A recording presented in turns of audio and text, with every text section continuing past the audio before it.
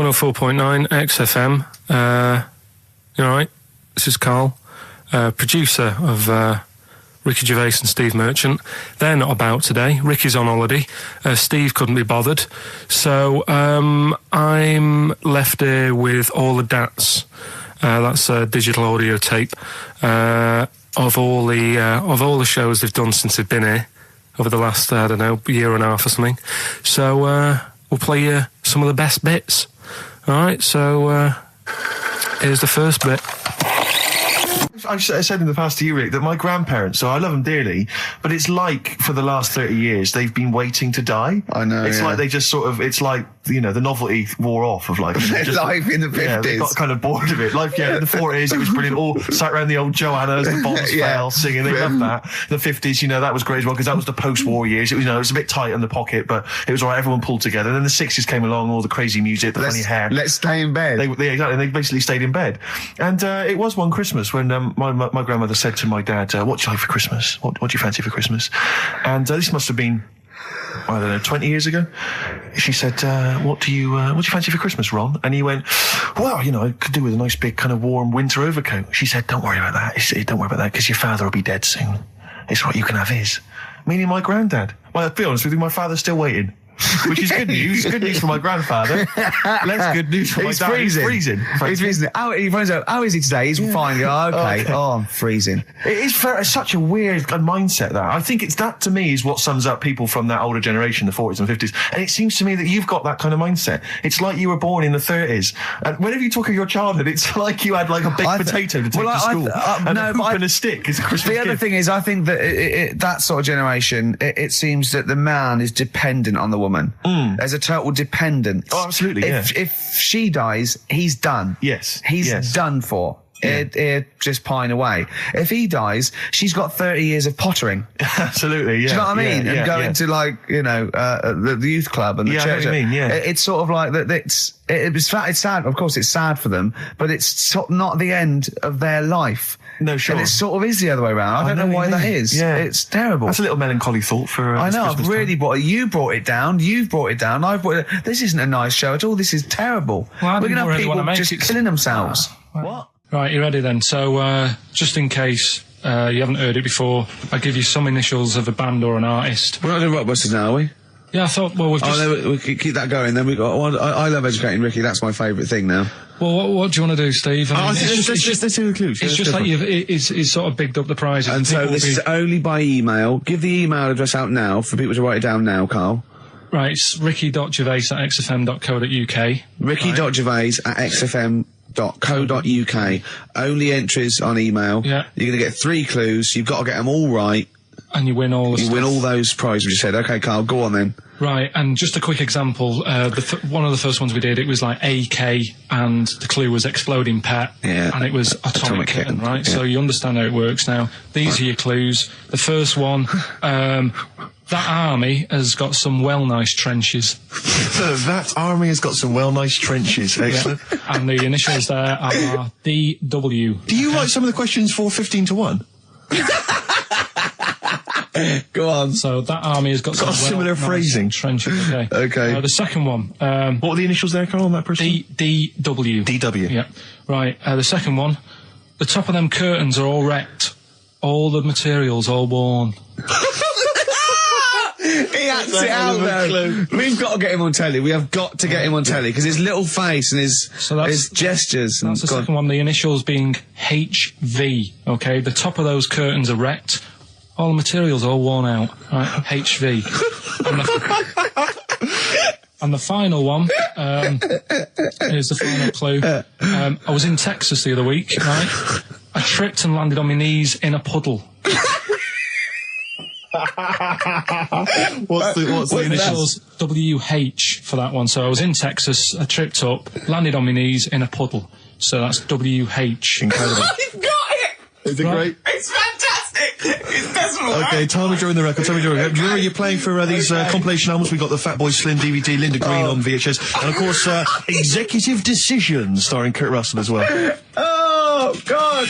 So, Steve, do you want to pick a winner? I've got a winner when you give us the answers. Okay, so the first clue was that army has got some well nice trenches. Yeah. That was DW. Who's that? Dandy Warhols. That's brilliant. That's brilliant. All right. That's good, yeah. The second one, the top of them curtains are wrecked, all the material is worn. Yeah. HV, that's Holly Valance. Oh, he got a phone call for a woman saying I haven't heard it, and he was talking to her off air, and she went, what is it? So-and-so said them curtains. She went, right. He said, you know the thing around the top of the curtain is a palmet, not a valance, and he went, cut her off. Yeah, but my auntie's always making balances on everything. I'll tell you about that next week, right? I'm looking forward to that. Right. Is this the one that farted for 5 minutes? Yeah, the very same. Yeah. Right? So we'll talk about that. I was in Texas, I tripped up, I landed on my knees in a puddle, WH, wet knee Houston, right? Wet knee Houston. Yeah. So, you're a maniac. So, who's a winner? We've got Pete, Catherine and Laura in Newcastle upon Tyne. They're listening online, I assume. And they're on going Sky to Digital. those great places. And remember, they got loads of stuff. They got the DVD here, they got Linda Green, they got Stone Roses, they got another compilation, and Executive Decision. Can't concentrate now. Oh, well, he's all stressed because the lady from MTV's here. She's going to film his little face. So the things he said in the week, he was so worried. He's got worried about the spot on his head. That won't come out. Just that, so you got your best side. It's on that side. That's all right. All right. Yeah. The camera's out. Look, he's getting nervous now. Okay, Carl. Ignore the camera. Okay, just ignore the camera. Okay. Now, me and Steve have done our research for you, and we've got 2 amazing things to tell you. What should I tell them first? About the baby or the... Well, they're both equally fascinating, so you choose. I'll tell you the crab thing first, right? Steve actually saw this thing in The Guardian in the week about our research thing, and then we looked it up, we looked into it on Friday, and it is incredible. Right, listen to this. There's a thing in a bay in New England, right, where it's like the biggest, they make silicon chips and stuff for computers, right? And because of the data protection thing, after they've done them, because they have to destroy the plates, right, where the information's sort of put onto them, but there's still flakes of silicon. They sort of grind it down straight away, and some of the flakes got into the bay, okay, but some of the information's still on even the slight granules of silicon. Anyway, gets in the water, and silicon is rather like a carbon derivative. They reckon if there'd been life on another planet that wasn't carbon-based, it'd be silicon-based. Because like simple sugars and proteins, it's just COH and that, and it can work with silicon, right? Anyway, the crabs have been taken up, they're still in the water, and they looked out on the beach, and over years the crabs have started sort of putting themselves in formations, like geometric format, and they couldn't work out why they were doing this. And when they put them in the experiment, they sort of like chopped them up, and they found they'd taken on silicon, and it had sort of got into their brain, and they were downloading information. They picked up little things, because it's just chemical, like electrical impulses that got information off the silicon chip, and they were interfacing it. But this is the amazing thing. One bloke sort of thought of this, and he thought, well, if it's a simple computer, the brain, if it's just a simple sort of electrical thing, then maybe there's sort of, we could get it down. So what they did is they made a thing called a biointerface, and they put it into the crab's brain, just a really simple brain, so it's measured avant-garde, right? And it got impulses from it, and they were getting like computer readers, just flashes of like symbols and geometric things right on this screen to read the crab's brain, and it was stuff like fragments of a. What made them do this in the first place? Because they saw the crabs behaving differently. They were behaving differently to each other. They were just like intelligent, and they were sort of solving problems and all this sort of stuff. Anyway, when they downloaded the thing, it was like they found one of the secretary's names where it had been on the silicon chip, where it was just like a flash of a computer screen. But the most amazing thing is, they downloaded a memory, right? It was like a snapshot where it had been burnt onto the retina of the crab, just a snapshot of something, and it was like a picture of the beach, like a couple of years ago, right? And they also did, incredible, it was like just a digital black and white sort of thing, so they could see what the crab had seen. Amazing. Jeez. Amazing. So intelligent crabs. What are they doing with them now? Super brain. Well, they think this is the upshot. They think they could use it as spy crabs, because they could get these crabs. Also, the other thing is, as generations went on, right? So they put a crab in the sea or something, right? Lots of crabs in. And then as generations went on, a newborn crab, they downloaded the memory, and it had the memories of its great all together. It had every memory that any crab had been related to it beforehand. Because it passed it on, it just passed it on. So not even ones that had been eating the silicon stuff? Yeah. No, these are just like ones that have had kids? Yeah. And they've got like... And they know so you'd know everything your everything right the way back. So would that work if we ate silicon? Well, I suppose so. So what are they going to...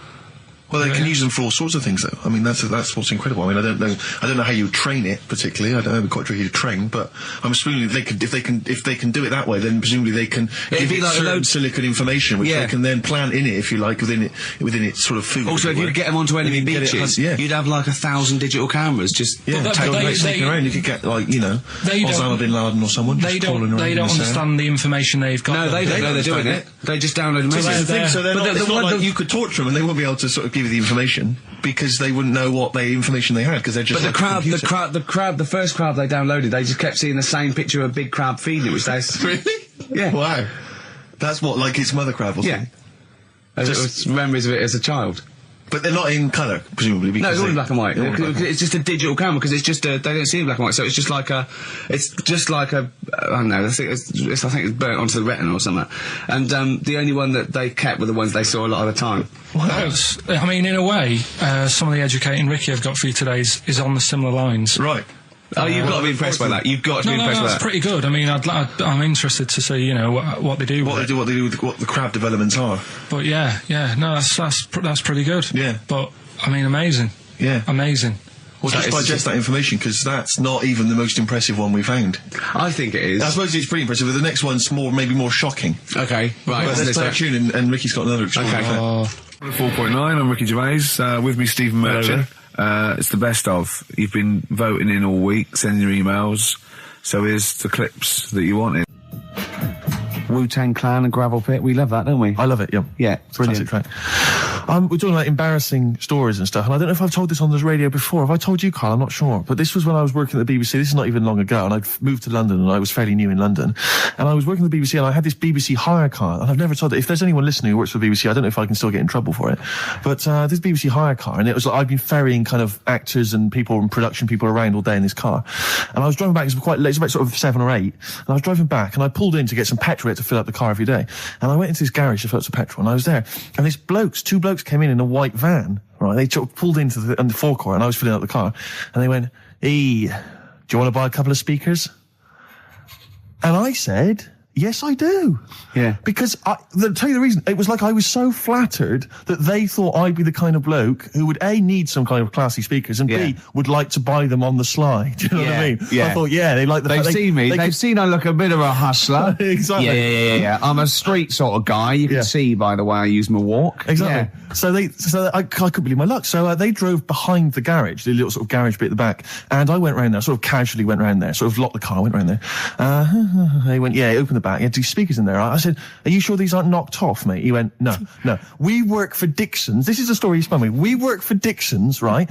And we're delivery men. And if we make a delivery and the person's not there to sign for the goods, then we have to bring them back to the warehouse. But if we can sell them on the way back, then that's really good for Dixon's. Dixon's must love that. And instead of thinking, are you sure some kind of troubleshooter did someone go into Dixon's and go, you're not getting in the garage forecourt market? Jones. Exactly. Get a couple of lads in a white van. Exactly. Yeah. So anyway, I sort of bought this story, and I was a little bit dubious, and I went, right, let me hear them then. And he wired them up to the car stereo, and boom, boom, boom, they're playing. So it was some groovy hip-hop. I was thinking, great, these guys know what I'm into. Yeah. And he's giving me the talk and stuff. And I said, I'm a bit worried these are knocked off. He went, no, listen, we got a bloke at Dixon's who can confirm this is fine, right? Phone him up, use my mobile, right? And quote this reference number, right? So I phone out, they go, and I goes, I go, hi, some guys here in the garage forecourt trying to sell me some speakers. Just wanted to check. He went, it's fine. I went, should I just read the reference number or whatever? He went, if you want. And X14, and I'm like, yes, fine. Yeah. Okay. You know what that was, don't you? That was actually Mr. Dixon himself. Exactly. Yeah. Exactly. So I'm thinking, well, they sound great. They're giving me for a knockdown price. I'd say they were like 400 quid. They were like 200 quid or something. It was a good bargain. I was in the market for some speakers as well. Yeah. So while they were loading it's them all kosher. I phoned Dixon. Exactly. I phoned Dixon. That's fine. Yeah. So while they're loading them in the back of the BBC hire car, right? I'm in there paying for the petrol, right? And the guy who's serving goes, oh, you're right. He goes, what were you doing around the back with those blokes? Right? Because obviously there's security cameras filming this whole transaction, right? And he goes, what are you doing around the back? And I went, brilliantly, there's some old mates. Some of my mates were just having a chat and that. He went, oh, right, okay, like giving me obviously the evil eye. So I went back to the van. So I'm in the car now and I'm driving with one of the blokes who's in the van with me because I didn't have the money on me. So I had to go to the cash point to get the cash, right? So I'm driving with him and the other guy's following me in the van and he was like a northerner like you and he was giving it all the, all right, yeah, you know. I tell my girlfriend's a DJ, she's got some of these speakers, they're fantastic, da-da-da, and he's giving me this. And then my mind starts working. Now that I've got a bit of time to think, I'm thinking, wait a minute, this all sounds a bit dodgy. Yeah. It dawned on me, Rick. You know, Paul, you're streetwise. Exactly. You're streetwise, Steve. Not only that, I was thinking, how am I going to get them home? I've got to drop the car off at the BBC. How am I going to get these huge speakers back to where I live? And how can I pay for them? Because I've just spent £100 on Find the Lady with a couple of blokes in the square. It seemed like a fair game. Some of his friends were winning. But so I explained to him, I said, I can't get them back to like Brixton where I was living at the time. He went, don't worry, give us an extra 20 quid, we'll take them home for you. Oh, that's good. Deliberate. They do a whole service, you see. And there's also a backup guarantee. Did they have the guarantee, the 3-month guarantee? They didn't. No. But so I said, I'm not sure about that. He went, well, why don't you put them in a cab, send them back, and your housemates can collect it? I was like, oh, no, there'd be no one in. And I was beginning to sort of get a bit conscious of like, maybe this was a bit of a scam after all. So I pulled into like a little side road. And I said, I'm not sure I'm into this now, actually. He went, what are you talking about? It's 200 quid for a pair of speakers. It's a bargain. You never get a bargain like this, mate. I'm going, not too sure, actually. I don't think I want them. He went, 150 quid, mate. 150 quid. I went, no, he's 100 quid now to you. And I'm thinking, wait a minute, this doesn't sound like the kind of work that Dixons would be doing. Dixons don't do that when I go in. This is it. Dixons never negotiate in that way. When I go there, look around and I leave, they go, where are you going? Exactly. I go, we'll have anything then. Have anything for a So quid. I stopped the car and the white van pulled up behind me with his mates in. Sure. And I said, can you get them out? I'm not interested. And he went, 100 quid, mate. Oh, and he was just going, you tosser. You obviously want some speakers. And he was having a go at me. So I was carrying the speakers out and putting them back in the white van. And he was just shouting at me. He was going, 70 quid, mate. I was like, 70 quid from 200. This is ludicrous. You realise that wasn't Dixon's policy then. Exactly. They don't usually shout you tosser as you leave the shop and walk down Camden High Street. They're not usually shouting you tosser. You should have took the offer of like the monthly payments they've got on at the moment. So eventually I put them in there and I sort of knocked the deal on the head and I got back in my car and they were in theirs and I just looked in the rearview mirror and they were punching the dashboard like with aggression and venom like we let that deal slip through our fingers. And I've never been so terrified in my life. I just sat there and I was just thinking, oh my God, all I was thinking now is what if I go back to the BBC and they go, we've had a call from the police, the man at the garage, he saw you doing a dodgy deal. I love it. Yeah. Well, what you do is you put the hire car in a drain in your front garden and then go in and out of the toilet just pouring bleach down or Ajax and they never know. Right then, which leads us nicely into Knob News. Oh, it's the welcome return of Knob News. Right, okay, it's very much like the news at 10, this, isn't it? I do a bong, or in this case a schlong, and he gives me the headlines, the knob news of the day.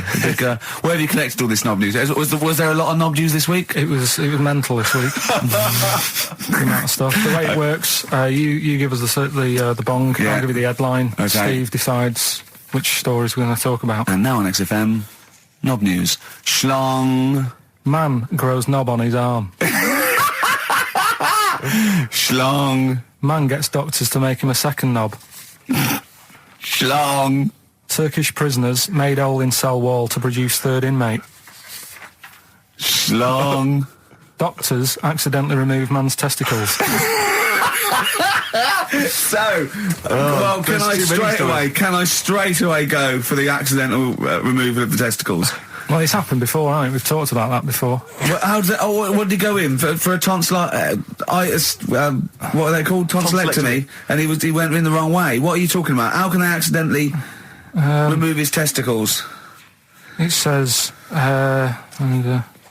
didn't look at his folder, and the doctor said to the fella, "Oh, we've removed your testicles and we wanted to take out your prostate gland."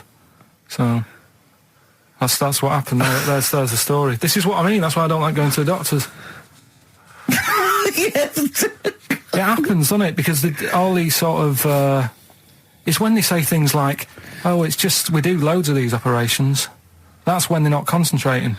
Brilliant. Do you know what I mean? When they say it's procedure, that's like having a boring job that you do every day when you're not going to be concentrating. I prefer them to go, "This is a tricky one, this." I know what you mean. I do know what you mean. People, you watch TV programmes about, like, you know, removing someone's second head or whatever, and he's like the best surgeons from all over the world. It's televised. They can't make a mistake. They can't go, we took his legs off by mistake. Whereas the fella who's having a prostate's like, oh, do you want to do it? I'm sick of doing them. Yeah. And they're probably doing a crossword whilst they're at it. Of course they are. I've seen that actually in operating theatres. They're doing a crossword. That's what I mean. Yeah. I was just examining some of the other knob news, Rick, a little bit more closely. Man gets doctors to make him a second penis. I'm sure we're all interested in what happened there. Yeah. A German who persuaded doctors to give him a second penis has lost his wife after he showed her the result. Biker Michael Gruber lost his original penis in a motorbike accident, and doctors built him a second one using a mixture of skin, bone and other tissues. Bone? Apparently, the penis worked so well that he was even able to father a child with his wife Bianca. But Gruber was still not happy and asked doctors to repeat the operation and build him a better organ, to which they agreed. From his hospital bed, he said, "I've got 2 penises, but no wife. I'm hoping when I get rid of one of the penises, I'll get her back." What do you mean? Sorry, so he had 2 put on. What side does he wear? So he's had both. So he's had 3 then. Yeah. Yeah. This is probably the thing that happened with Hitler, when he had 1 ball, but he had 3 at one point, didn't he? So he just got one in the Albert Hall, gave his mum one, and got the other one. Oh, chimpanzee that monkey news. Right, there's this monkey, right? Oh, yeah. I think his name was number 6 or number 7 or something, right? In this lab, right? Yeah. And anyway, it's in there with like the rabbits and little mice and stuff like that. And The rabbit smoking. the nurse, right? The nurse, not the nurse, the woman who works in the lab. What would you call her? Is that a nurse? Depends. What depends what her job was. If she was a lab assistant, you call her a lab assistant. All right. I mean, they probably call her by a name. All right, lab assistant, right? Kirsty. So she's. I think it's probably Kirsty. Right, Kirsty Morris. Well, she's in there, right? Yeah. And she don't work with many people and that. She's mainly on her own with, just putting lipstick on rabbits and stuff like that, right? Chimp fancies her. So, Chimp fancy her. He's putting on lipstick. Chimp fancies her because she's got hairy legs. He gets pally, right, with this woman. Yeah. Because, it gets to a point when she sees him every day. It's the way he sort of tries to string out like it's a narrative love story. Did the chimp put its hand out and grabbed her, and then you thinking that he made a move on her? So right, come on, he's let him allowed tell the out. story. He's allowed out. It's not a story, is it? He's allowed out the cage and what have you every day. So he's wandering about, and as time goes on, he's watching what she's doing more and more. Yeah. Right. So he notices like the code on the door. Right. Right. Whatever 247 or whatever. Yeah. And he goes, right, I've clocked that. I've got that. I'll remember that. Right. And then he goes, right, there's a lot of lipstick and that knocking about, a lot of makeup. Right, okay. No, there's no way. Finish. No, because Steve, you know what's going to happen. I know what's going to happen. So he's there. It's ridiculous. And he's going, well, if it's there, you know what I mean? So while she's messing about with the rabbit, he gets there, he's in front of the mirror, putting a little bit of lippy on. Right? You are no! I can't. It's gone too far. No, it's gone too far, Steve. Right, Your mic's off, Rick. He's finishing the story. So- Turn mine off as well. It's gone too far. Turn him off. Just let him finish. Right, so the thing is, right, it's this monkey wandering about. It's got lipstick, it's got mascara on, it's looking pretty good. I didn't mention the mascara. It's looking all right, right? So it knows the code on the door, 247, right? So when she's sort of messing about with the rabbit, right, he goes, right, here's my chance. He's looking good, 247, out the door, through the reception man's there. He's like, all right, Kirsty, right? Don't talk shit! I Feel Free from Cream. That's pretty much the last track, isn't it, guys? I imagine on XFM 104.9. Well, I mean, yeah, I've got nothing to say after that ridiculous story. I mean, that's worse than the bank robbery to me. Yeah. That he clocks that, and the bloke on the desk. All right, Kirsty. Oh, you're 2 foot shorter and hairy. She wasn't a looker anyway. So. She wasn't a looker anyway. Brilliant. That was Radiohead and They're There. We're Not Here, all right? Pre-recorded. Coming up is one of Carl's little things. Enjoy it. All right, that's Aqualung. Good time's gonna come, innit? Right, Carl, come on in, educating Ricky. So, don't let the cat out of the bag, that's where that comes from. Comes from a crafty butcher. Right, go on then. So the next little headline is Wash Up With You. Wash up with you, go on. You want to know about that? Yes. It's a survey that they did this week. They? Yeah, some university did some survey. Brilliant. Did a world test on washing up. Yeah. and each country were given 140 pots to clean. Brits were the quickest. Yeah. Turkey were the slowest at washing up. The Turks. It's not because the little fellas that work in the kitchens with no... Is it? They can't reach. Spain were the cleanest, and the Germans were pretty good as well. So I don't know where to start with this. Honestly, Steve, I don't know where to start with that. Sorry, what was that? Wash up with you? That was it. But was that it?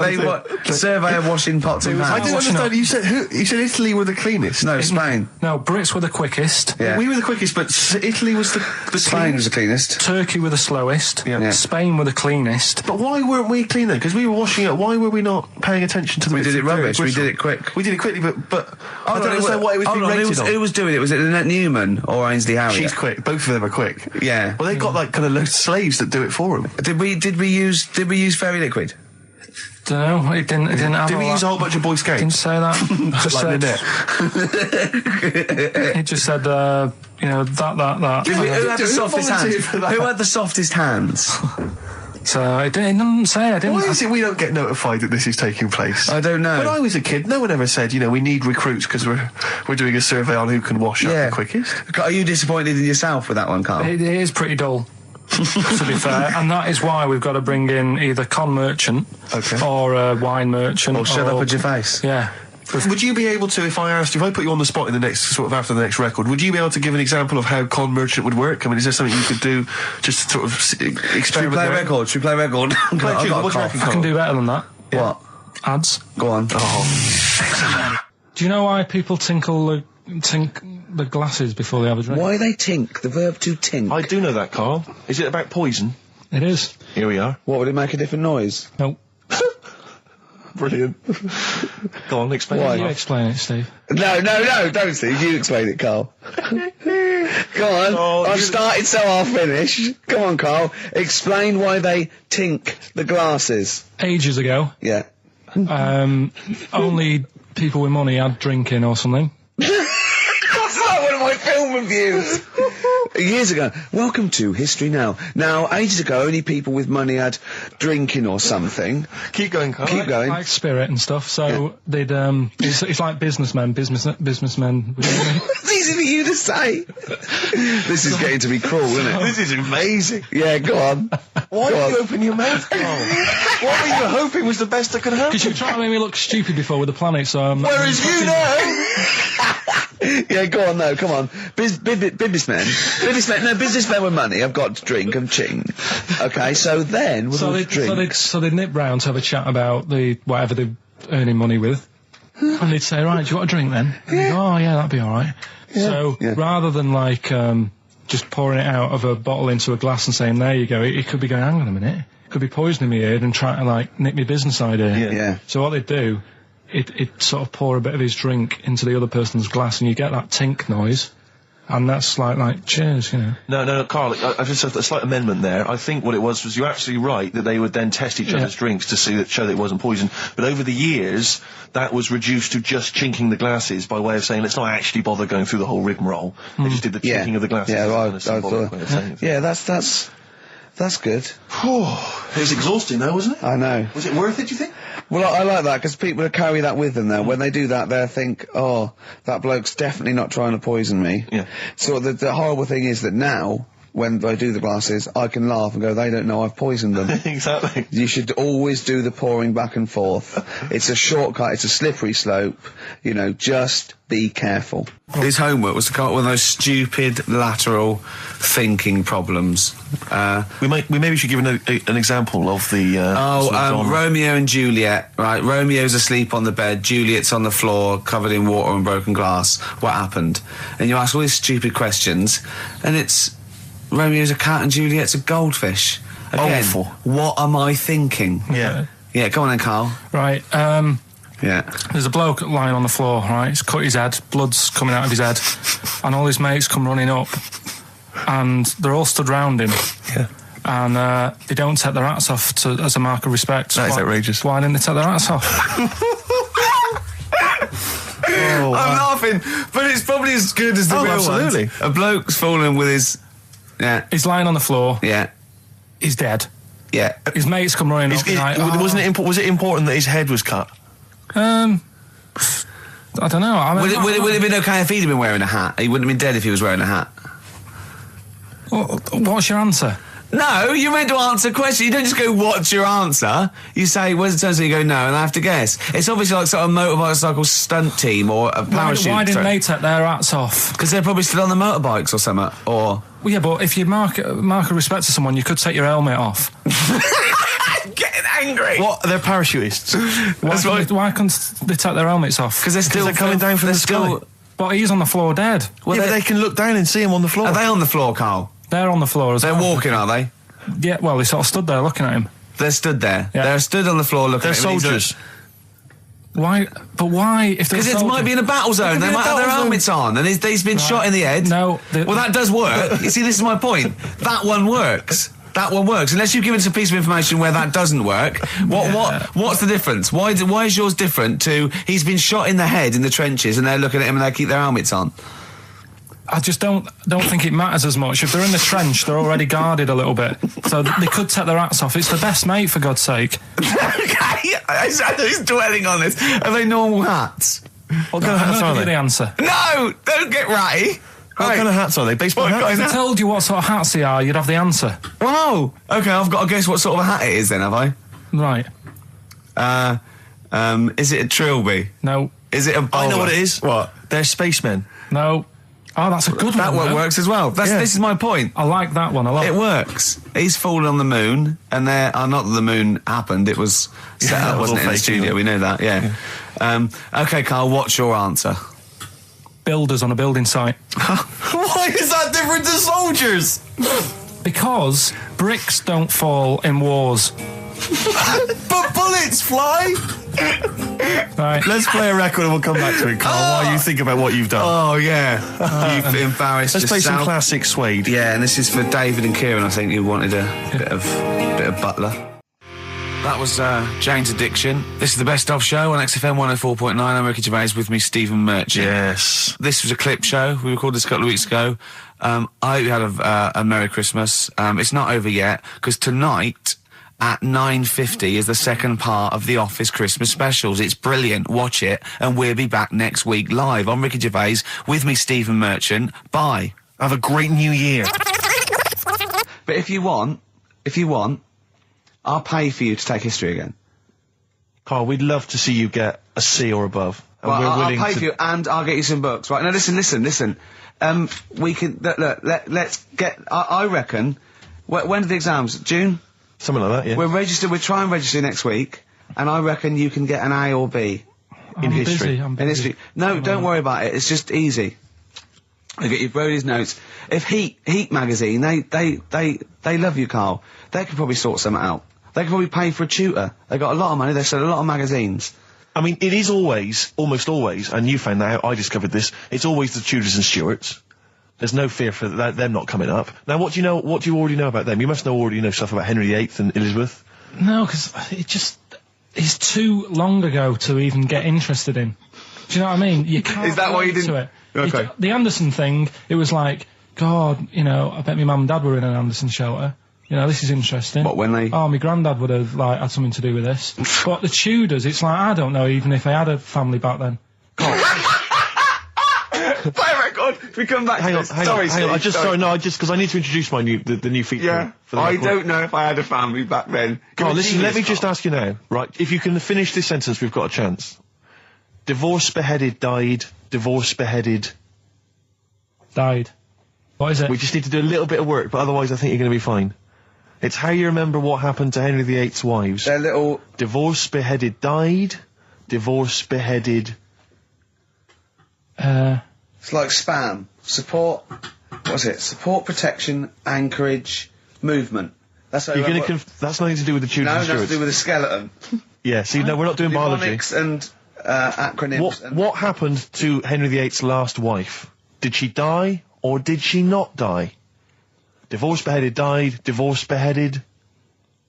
Do you know that the only king that has got a moustache is... No. The only king that hasn't got a moustache is the King of Hearts. on the playing cards. Karl is genuinely, I don't know if he's actually upset or embarrassed, but it doesn't matter. Why does it matter? You were 15 and didn't go to school. If you were my friends, I think you would have just said, "Oh, we can't find them." Why? Because But you just matter, though. What to do with that? Well, what do you mean? What do you mean?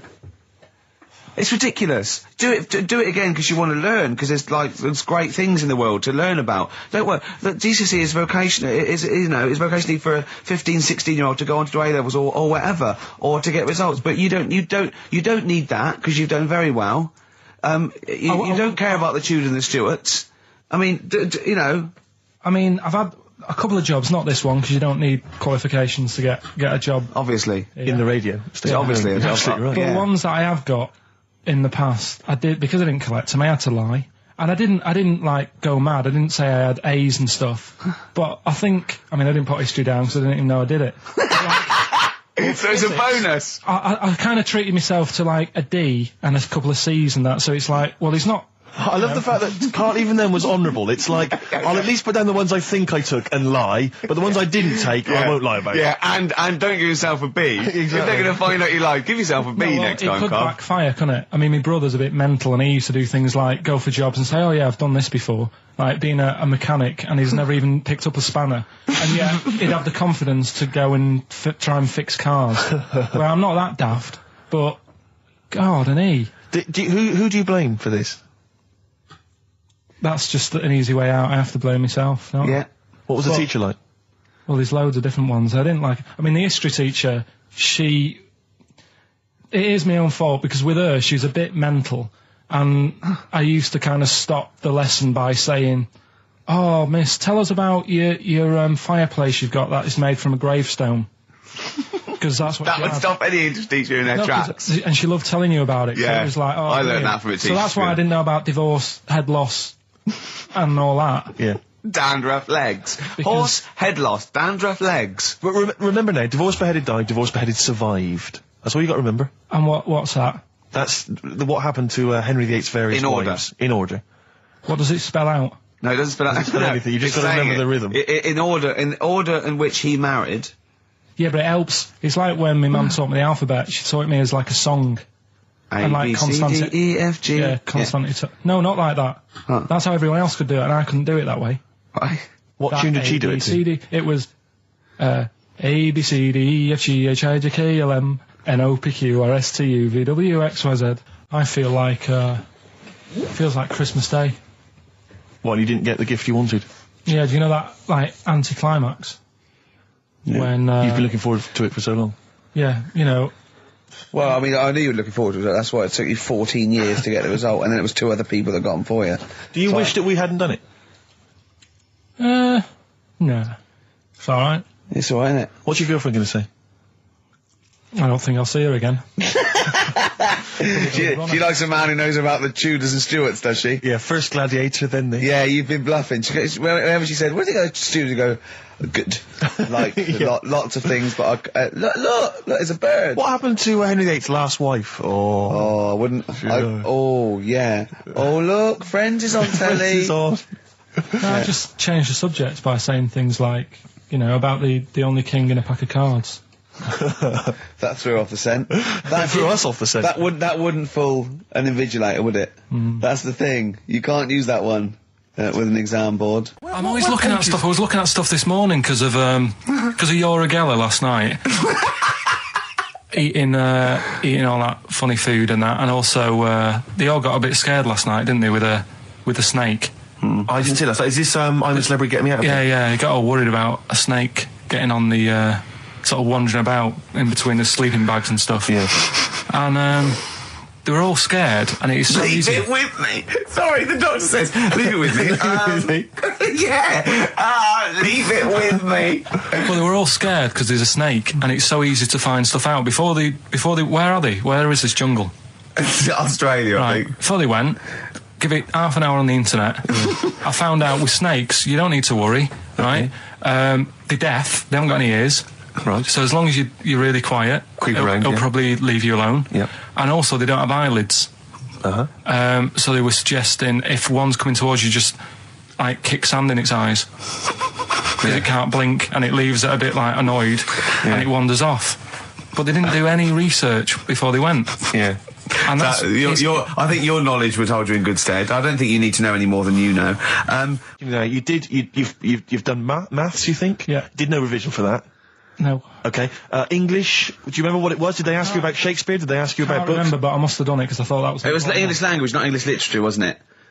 So it was Was it like spelling and all that So sort was it? No, was it like a comprehension? You read a passage and had to ask questions on it. Was it? Did you have to write a short essay? I don't know. I can't remember any of that. Okay. I did a science. Okay, physics or chemistry? Physics. All right, well done.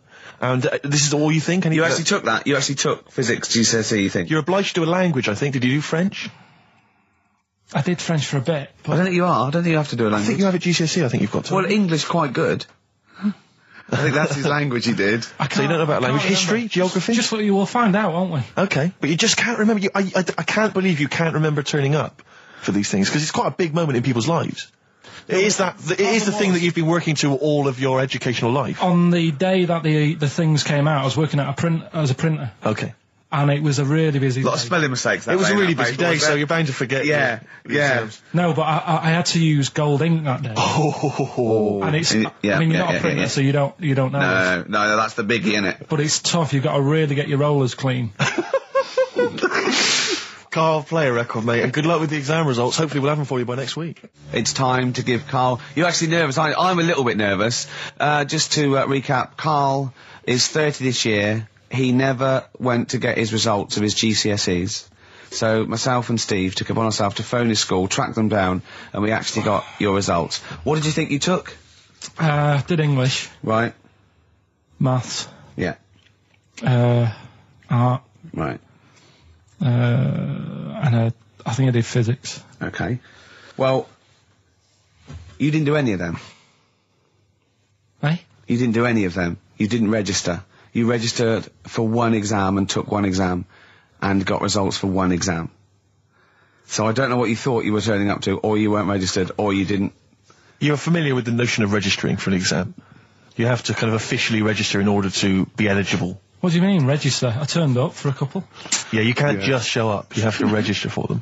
You have to pay this because it costs the school money, so they have had to have paid for you if they thought you were going to pass. You can't just turn up on the day and ask for some paper at the front. I never got a letter telling me that. Well, that's because you were never at school.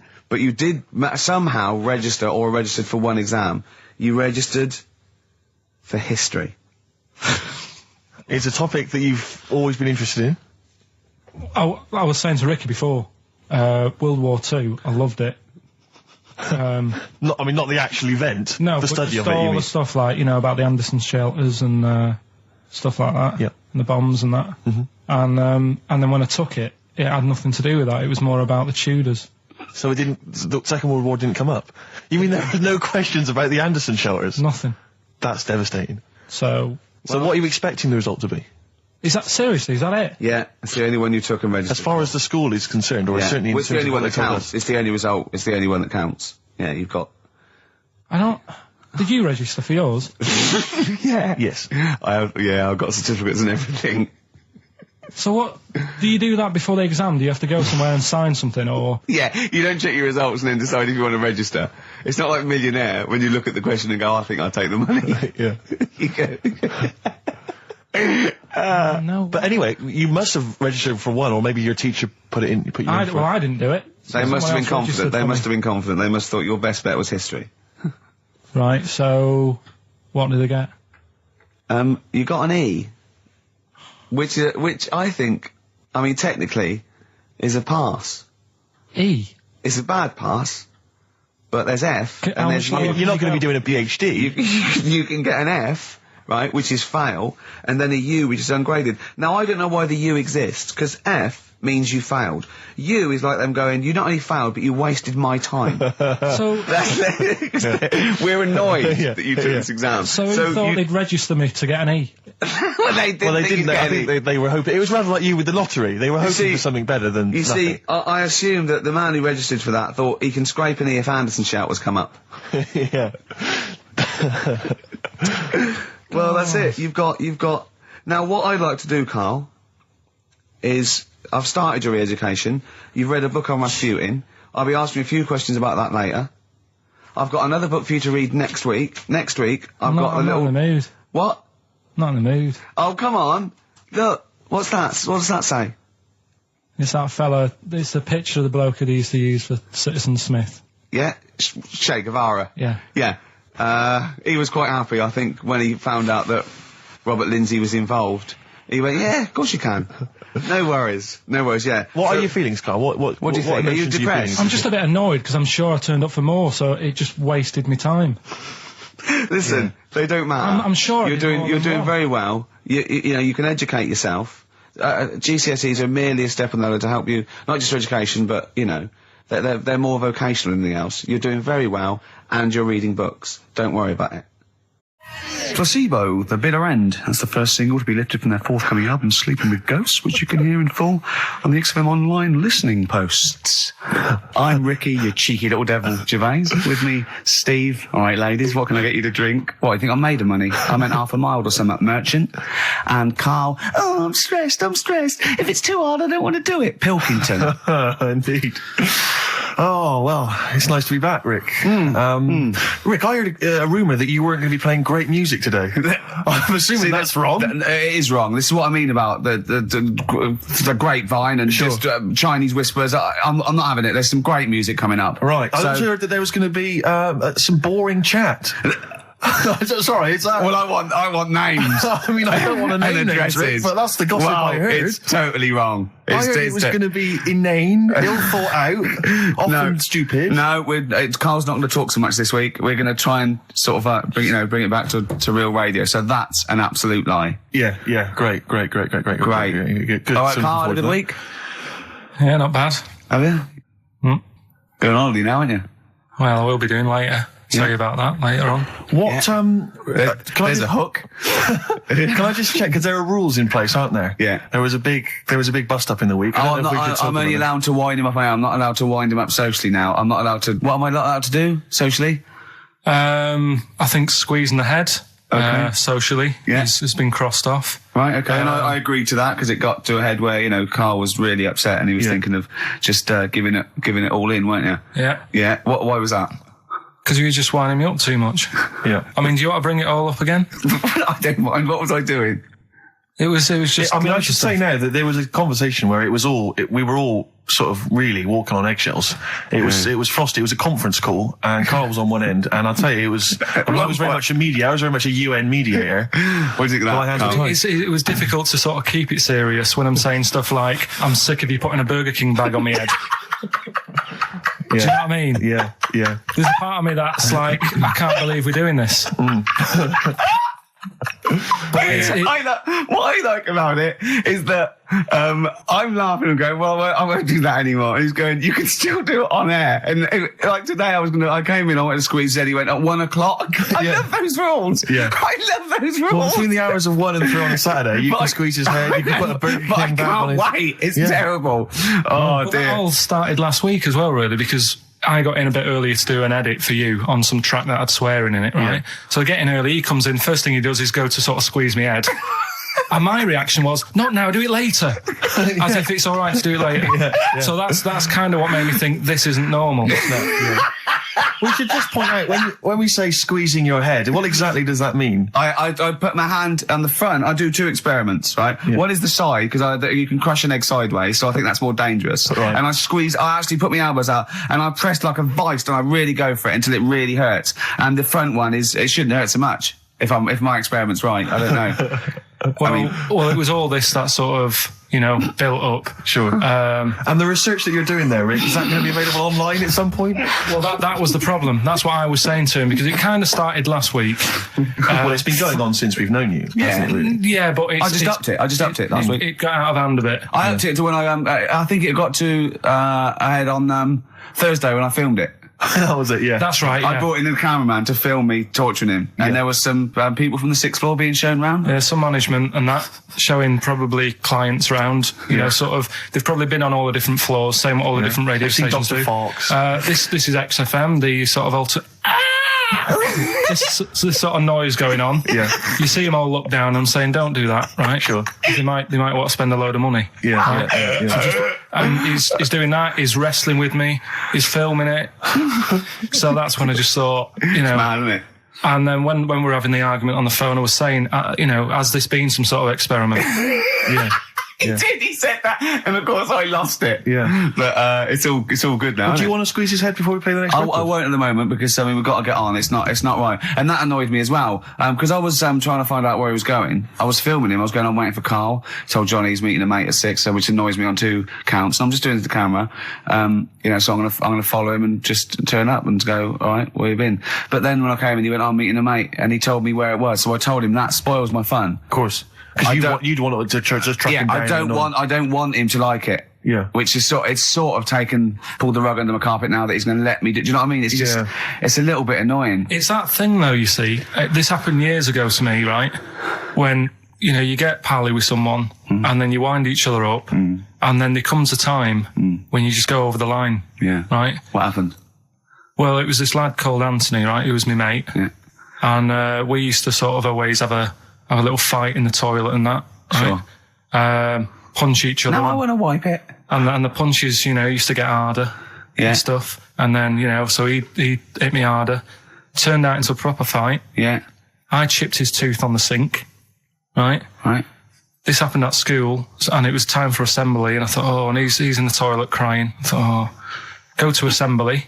There's police in there in the assembly that day telling people about unnecessary violence. And you thought they were there for you? So I'm like, oh no, Anthony's going to come in a minute, like crying with all blood coming from his mouth. So I'm going to get arrested. Yeah. Did you go running and sleep? And that was an example of. Yeah. I mean, it kind of happened because I went out with a girl who he fancied. How old are we now? About 8 or 9. I think that's out of order, going out with a mate's girl. Yeah, but she didn't like him. He had like big ears and that. He had no chance. You're so why such a should I? dish. No, but do you know what I mean? All right, I haven't got the looks like I used to. Sure, when you were 8. But that's before the stress of, having head squoes and that sort of thing.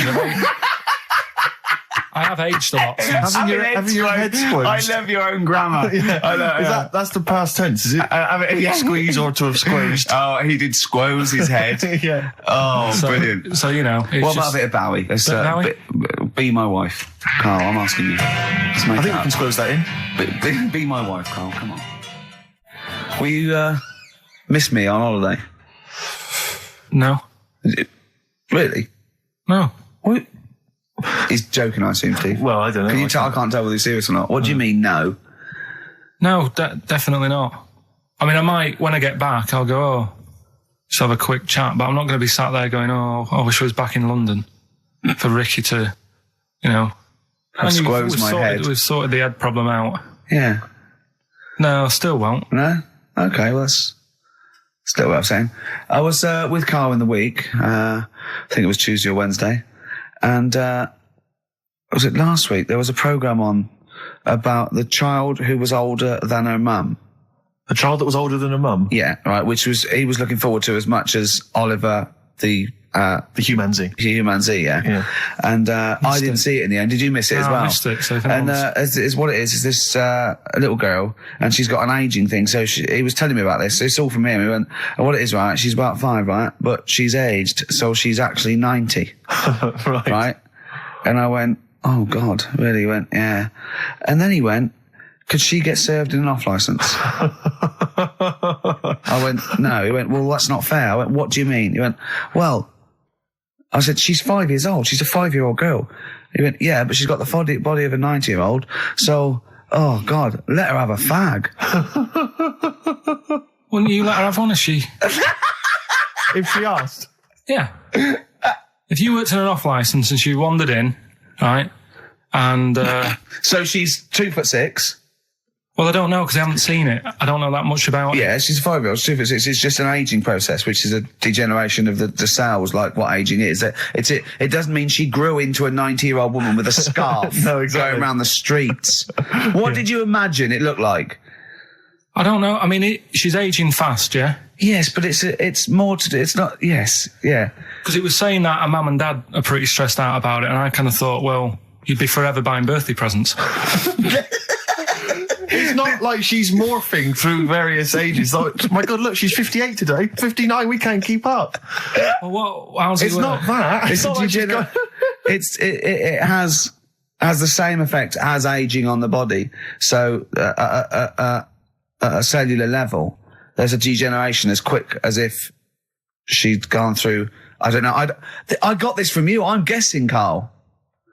It's not like she's watching Top of the Pops one week and she's loving it. Then the next week she's going, I can't understand what they're saying. It's not like music it's all in my bland day. dance. I remember. I remember when I was 4.5. They were real bands. Now, that S Club 7 were excellent. Yeah. But what's this tripe? S Club. But if she wants a fag, She's 5 years old, Carl. but she's got to experience everything in a short spell of time. Do you know what I mean? You've got time to sort of... I think you're thinking of her life like that Fatboy Slim video, where it starts off as something crawling out of the sea and then it evolves really quickly over 3 minutes. I think that's not the case, Carl. Her mind she isn't aging in her mind at the same time. No, she's not living a whole life in 3 weeks. It's just her body is degenerating quicker than it should. So does that make if you sense? worked in odd bins, you wouldn't serve her with a bottle of wine? No, I probably wouldn't. Well, Unless she had some ID, which That's would a probably bit cruel, be fake. isn't it? I said, well, on that and on top of all her other problems, he wouldn't even give her a glass of... Yeah, a bottle of wine. and her ID wouldn't look right because she's aging all the time. The photo would never match. Yeah. Look at my hair there. That was last week. Well, it was 2002. Exactly. We don't know enough about it, so... No, I haven't seen it, so maybe we should apologise because that could sound callous and cruel because I don't know what the whole It was just the title. the vibe of the What was I the know the title that It's excited something you. like, I'm older than my mum. No, it's the child that's older than her mother. Well, Yeah. so that was weird. There was some good stuff on in the week. You missed that, later. did you? You didn't watch that? Didn't see that. Saw, Maybe someone have it on video for you. yeah, if you taped it and you send it in. Watch it on fast forward. She'd really age then. Imagine that. Whoa! Well, we got some weird stuff to talk about though. What? Coming up later. What? Darren Brown. Oh yeah. That was interesting. I know the fact that the track we've just talked about him asking me nicely not to squeeze his head when people are around, and a girl who ages so quickly she should be served in odd bins. And he goes, "But we've got some weird stuff coming up." That's Carl's world. Yeah.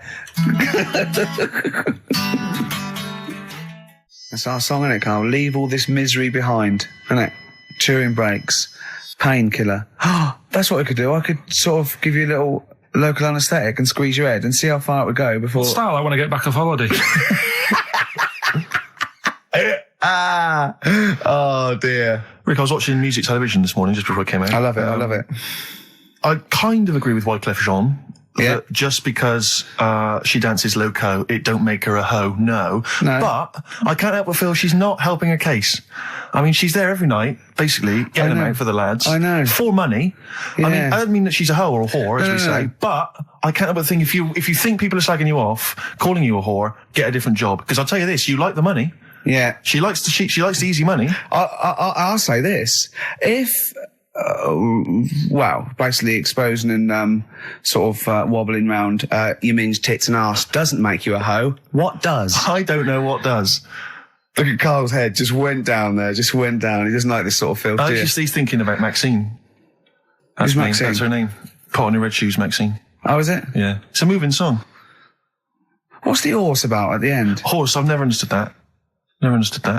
Is Wyclef doing all right? Is he? I'm always a bit concerned about the Fugees because I heard Lauryn Hill's her new album's apparently not very good. Nas or whatever his name is, I don't know what's happened to him. He's disappeared off the face of the earth. I've got a soft spot for him all. I think he popped up too much. I think it was a bit ubiquitous, jumping up on everyone's. He's a funny bloke as well. Wyclef. He's a lovely good guy. man. He's a good guy. Good luck to all the Fugees. if they're listening. Good luck to all the lads from the Fugees. Any other bands you're concerned about? at the moment? Hepburn, what the hell? What has gone wrong with Hepburn? Oh, it does make me worry. Well, do you want to do give some stuff away? I suppose so, Carl. We could, yeah. Yeah, set it up, set What it do you rolling. think? What is it? Which of your many competitions is this? Songs of phrase. Talking of competitions, I remember last week there was a big argument that Carl kicked Steve off the team because he was getting a little bit uppity and trying to take it over. Pub quiz, isn't it? Pub quiz, yeah. But then you let him back in, didn't you? Well, he was all right. He came to me afterwards and said, you're not going to kick me off, are you? And I said, well, yeah. He came back sort of, I suppose, begging. Was it embarrassing or? Well, no, it's just, he learned his lesson. He realises he overstepped the mark, like you have this week. Yeah. Do you know what I mean? We've all learnt a lesson. Yeah, we've all learned a lesson. But I won the quiz, didn't I? And you didn't. Well, that doesn't matter. The thing is, I won all the money, didn't I? Please bear in mind it's taking part that counts, Rick. Yeah, sure. I wasn't winding you up in the quiz, though, was I? And all your team was older. Yeah. Well, what's that got to do with it? You've got a collective age, your team, of about 300. No, one of them was one of them's actually 5, but she just aged a lot. I think when I took the 11 plus, we were all around the same age. That's what I mean, right? Yeah. Your team was a lot older. What was our average age, would you say? Average age probably 30. Right. Yours at least 41. No. Definitely. No. Definitely. Only 2 of us were 40 and 3 were about 30. No, rubbish. Yeah. Who's 30? Martin, Glenn's about 36, yeah. About 30, but It all helps, doesn't it? And helps. And you've all got... And I was under 30. And I was under 30. And you've got a better general knowledge. yeah. We were cheating. We knew more. You just knew more stuff. Yeah, that's not allowed, is it? Proper quiz time, But I anyway. wasn't winding you up, though, when I won. I wasn't gloating or anything, was I? No, that's all. When you kept sort of counting it in front of me and checking... Like he hasn't got enough cash already, Carl. How much was it? How much was the prize? I can't say. It'd be gauche. Right. Is that tax-free, that money? Yeah, it's a prize, isn't it? Is that true, though? Is that how it works? I think so. Prize money, isn't it? I don't know. Well, otherwise, I assume you'll be declaring that. Yeah, will we? Yeah, you'll be paying tax on that. Yeah. Because you know where people... I mean, the taxman could contact you via XFM at any time just to check that if you wanted to. Sure. Okay, prizes to give away this week. You've excelled yourself again. We've got, once again, Scotland Rocks, the very best of Scottish music, Texas Deacon Blue, Brilliant. and Jerry Rafferty. Proclaim's on there or not? Proclaim's there. Don't worry, Delegate's on there as well, don't worry. Yeah. It's very Don't quick. worry. It's Biss on there. It's Biss on there. I'm just checking to see if Midge and Hugh and Gry feature, but they do, thankfully. I don't know. The Rosillos as well. Oh, and Gun. Brilliant. That's great. So I look forward to Is that. Lulu on there or not? Is she not on there? I can't see her, actually. Is she not on there? But the Wets, are the Wets on there or the Wets or not? Fairground attraction. Brilliant.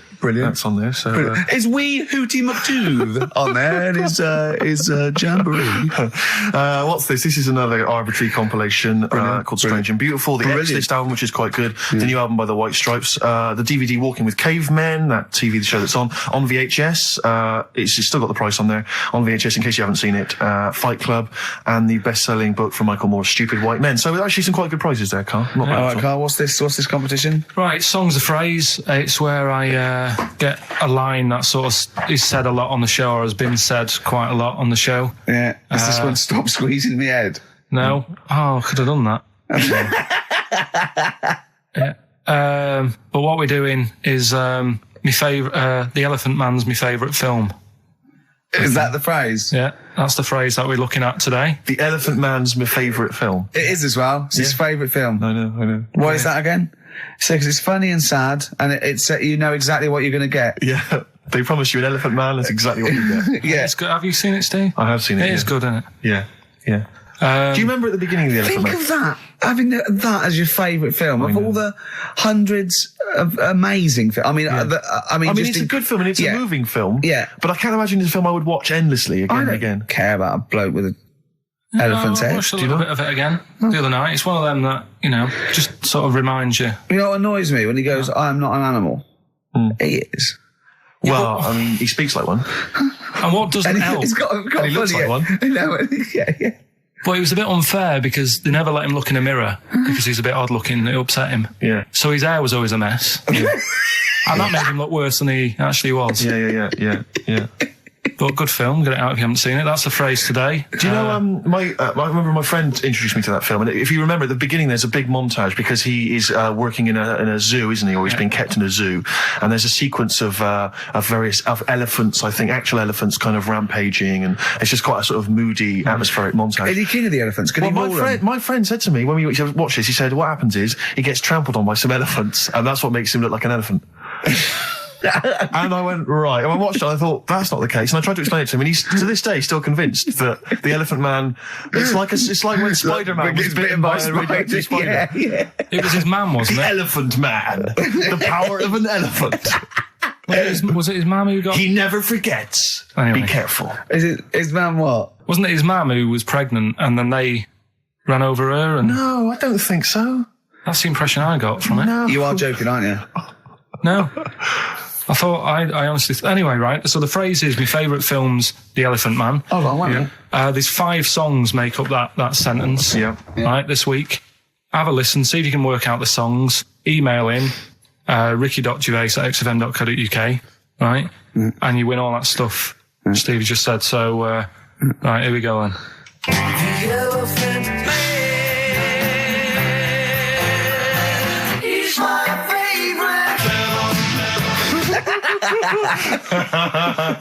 That was nicely done. Genius. Right. Let's hear it again. Here we go.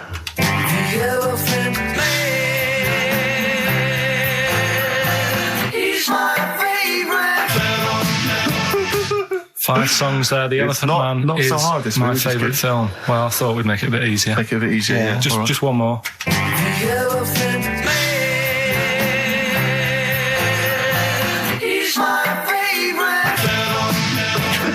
Email only, ricky.gervais@xfm.co.uk. Brilliant. A bit of hip-hop hooray, a bit of a rap classic. Although you may not have heard it before.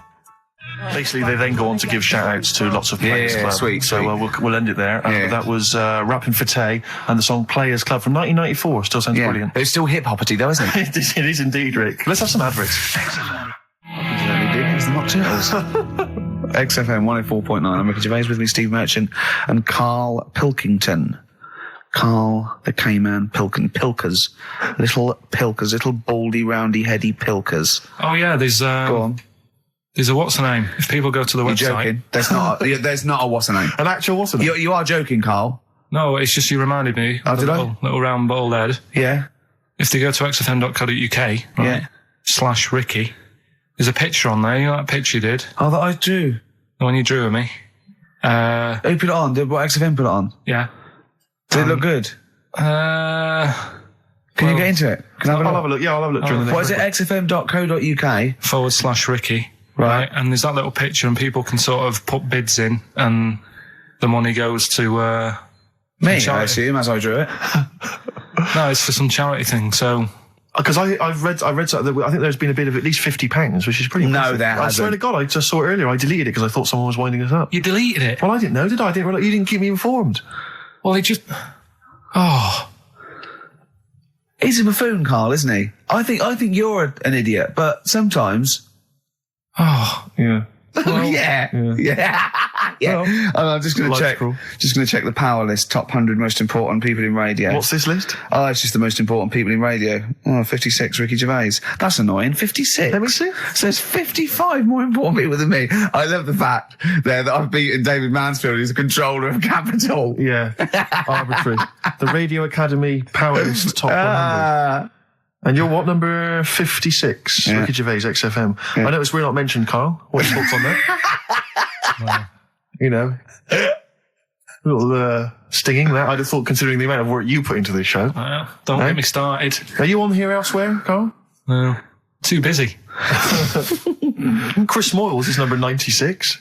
Oh, that's good. That's good news, isn't it? He'll be off the list by next year, I hope.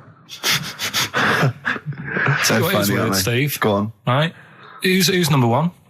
Number 1 is Phil Roberts. I don't know who that is. Right. Wouldn't you think that Marconi would have got a mention? Marconi, now what station's he on? Weird. That's the point, because I got one in television and you thought John Logie Baird would have got a mention. Yeah, exactly. That's great, although it's not ever, is it? Again, I'll slip out of that by next year, I'd have thought. Yeah. Oh, dear. Just checking to see, oh yeah, Dr. Fox, good, he's on there at number 39. I'm assuming his medical qualifications have also put him in the That sneaks you up the list, yeah. Yeah. Typical. Pete Waterman, yeah, number 35, that makes sense. Important guy. Can we just give them the website so they can read this at their leisure? Because this really isn't radio, is it? Right, well, xfm.co.uk. No, that website, if they want to see the most... Oh, I don't know where it is. I'm just saying xfm.co.uk /Ricky if you want to see that picture. And whoever bidded 50 quid, if you can send the email again. Bid, whoever bid. Whoever bidded. Yeah. We should start picking you up on your grammar. I mean, we're hardly ones to speak, but, you know... I squoosed. I tell you what, I listened back to Karl was worried about last week's show because he said there was too much screaming and shouting and just nonsense and eating burgers. It was a bit like It's a Knockout last week, wasn't it? No, yeah. And I listened back to it and It was without doubt the most appalling piece of radio I have ever heard in my life. Really? I didn't know what I was saying. I was finishing set, so eat it, and he's going, oh, Joe, and you're going, Carl, they're eating a hamburger. It was bizarre. Just half an hour. If anyone didn't know us, or I'd never heard of us, it was just like going, heart when I thought, XFM when I thought, listen to this. Eat the burger, eat the burger, coming out as many. No! It was honestly, it was like a mental ward. To be fair, though, at the best of times, you sound like you're selling the Evening Standard.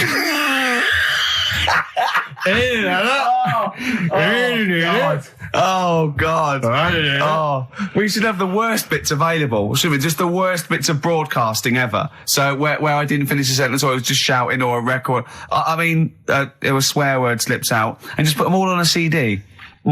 Like like Panky put out the best of his phone calls. Exactly. Yeah. Yeah, I haven't got that. The worst radio show in the world ever. Yeah, no, that's what I call bollocks. Yeah. All right, calm down. That's shit. just cheapened it. Oh, now once Sorry, again. Oh, tits. Good to see those boys still rocking.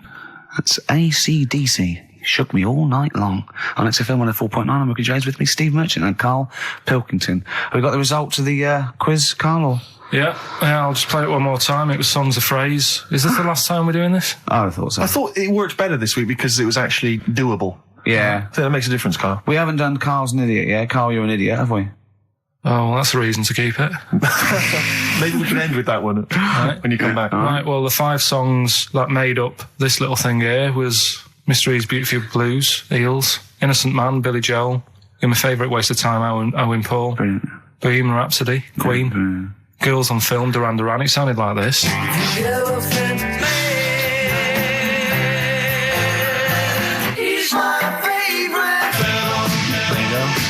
The Elephant Man is my favourite film.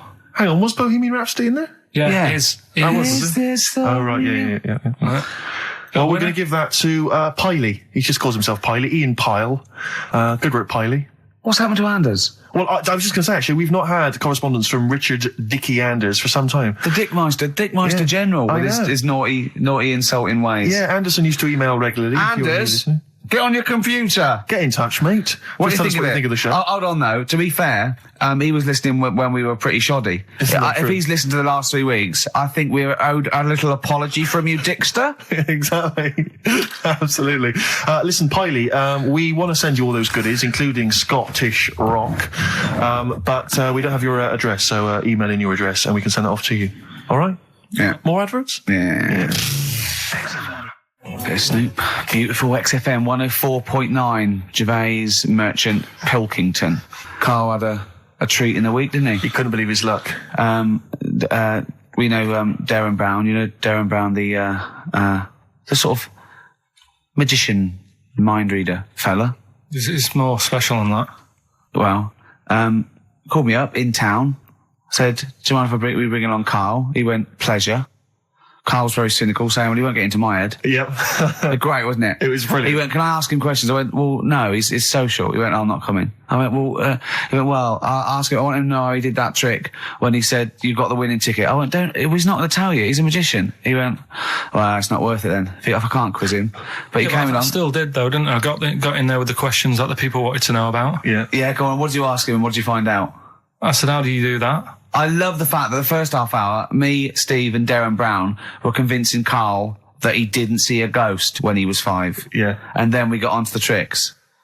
Yeah. Well, it will live in my mind. He won't get inside my head. Yeah. And he got inside your head magnificently, Carl, didn't he? I mean, were you not amazed? I mean, Darren promised actually that he would come on the show in the future, and then you, the listeners, can see how he can baffle, amaze, and generally freak out. I think we should film everything that happens, right? Because it's just a waste, because you're only getting half of it when you hear what Carl has to say. Because his face...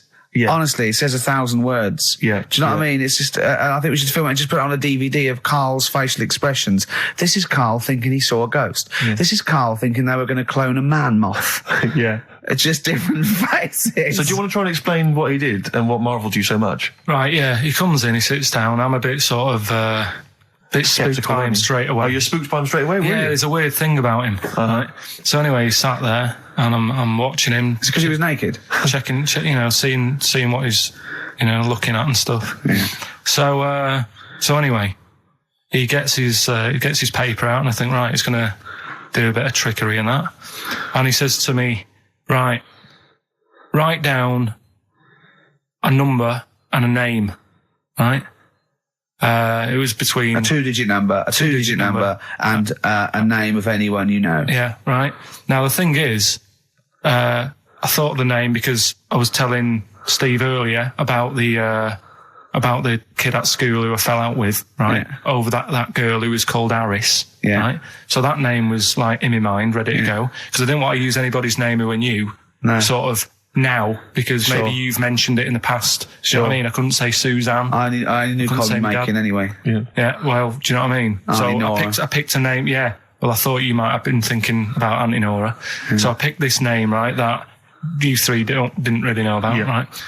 Number just came to mind, right? So he 42, says, right, we were never thinking of that. 42, right? Yeah. He said, right, just keep saying it over and over in your head. And I'm there, and he's saying all these sort of different numbers at me, and I'm trying to throw him off a little bit. Every time he said a number that was nothing like 42, I was sort of smiling, looking a bit nervous. Yeah. Don't know if you caught that, right? I just, all I could see was you looking sort of blank. Oh, right. So I was doing stony face. He picked on the wrong person when he said, let your mind go blank, you'd realise he picked on the wrong person then. Right. So, you had to squeeze his head to get it going again. I said, Darren, if in doubt, he'll be thinking of monkeys. And Darren looked at Carl and he said, were you thinking of monkeys? He said, I tried not to and I thought of them more. Right. That's true as well. Yeah. Right. So I'm there thinking of these numbers and that, and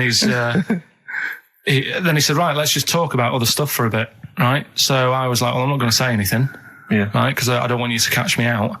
But then when we were talking, I was trying to like knock him off track. Clever. Do you know what I mean? Do you know what I mean? I played a bit of hardball with him. Yeah. I was like saying, because we were talking about aliens and that as well, weren't we? And I was saying, well, they might come and land again in 2060. Oh, clever. You know what I mean? Dropping in different numbers and that. And so doing all that, playing him at his own game. And I think I had him for a bit. On the ropes, right? So anyway, comes down to the time when he's telling me the name and the number. Yeah. And, well, he explained what he actually did. I mean, that was... He said, just think of a number at the end of it. And he said, oh, is it an I? And you went, it wasn't an I, but there is no... Okay. And anyway, he got the name. Harris. Then he went and said, "Do you an extrovert?" And he wrote down these numbers. Well, he wrote down some numbers and he said that if you're an extrovert, these are the numbers you tend to choose. If you're an introvert, these are the numbers you tend to choose. And he wrote them down. And he said, I don't think you're really an introvert. I don't think you're this. I don't think you're that. And I think he came up with the number 32, didn't he? He said to you, you're thinking of number 32. You said to him, no way. You couldn't believe your luck, could you, when you'd caught him out? But he said it's either 42 or 32, didn't he? Yeah. Well, no, but it was beside the point, because then he said, rather brilliantly, hang on a minute, if you just add up these numbers here, that adds up to 42. It was a magic add square. Up those numbers, that's 42. That's 42 across diagonally there. That box is 42. All the numbers that added up on the page, whether you go across, sideways, down, across, whatever, always added up to 42. Yeah. Right? And you've got the name Harris. Which freaks you out. It freaked me out. I kept saying to him, how do you do it? How do you do it? And he wasn't telling me. I was talking to people at work about him, and one lad said, apparently the trick that he uses is the same thing that Hitler did. Play record. No, seriously. Apparently it's the same thing, because he was saying... What? Play record. No, just let me finish, because I've even ran it by other people to check if I'm right on this. So let's do play record and come back to this. Because the people in the XFM office, they're pretty wise. They're up on that stuff. No, he used it in a different way. Play record. No, hang on a minute. Let me hear it. All it is, it's power of suggestion, apparently. And when Hitler used to do his big speeches to people... Yeah. What should we play? Come on. Finish your point. Well, that's about it. Who told you that? Ian Canfield. A few different people. All right. The big thinkers out there in the office. The brain boxes. But anyway, right? It's because Magnus Magnusson works Sonic now, doesn't he? Right. Listen, or was it Paxman? Was it James Paxman? That blew me away, right? That the fact that he got the name, he got the number. Spooky bit, right? I'm walking home. I called you up a couple of times and I left a message on your phone. Yeah. Because it was just amazing. Not only was he good at magic, but his maths was brilliant. No, well, that thing adding up to 42 was like, how did he do that? I mean, we didn't even make a big deal out of He said that. that to me. He said, all Carol Vorderman's got is the maths. Yeah, Do you know what I mean? Imagine him on Countdown. Yeah. He'd even know what they were going to write down. Do you know what I mean? So a bit of a wasted talent. I should see him again about that. I think he's... He asked him, I said, why are you doing it on mucking around on telly? Then he went, sorry? He went, why are you mucking around on telly?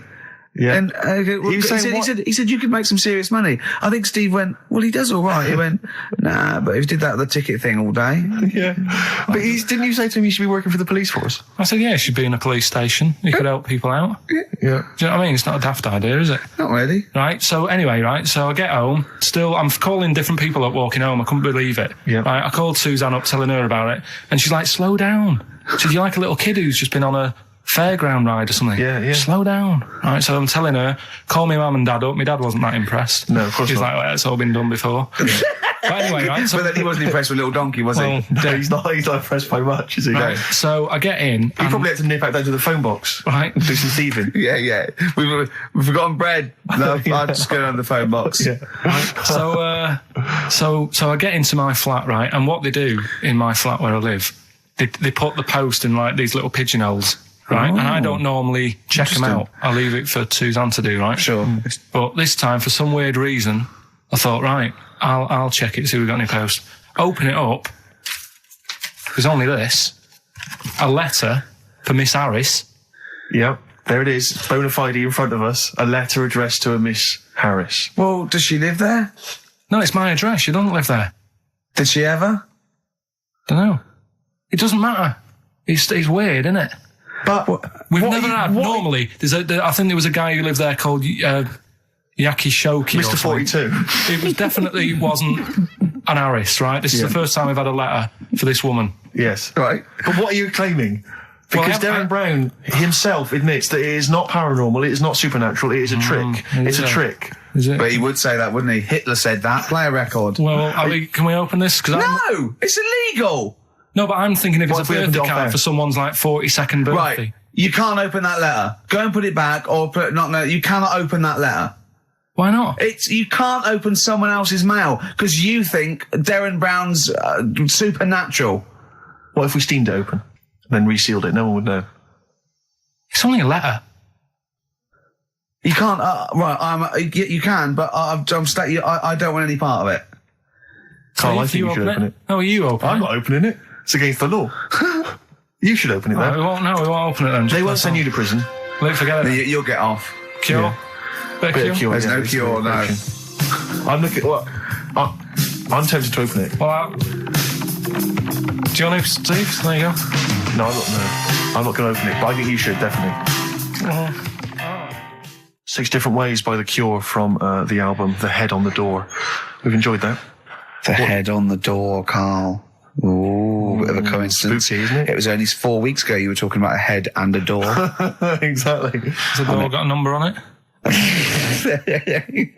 42. Oh dear. So we're not opening it.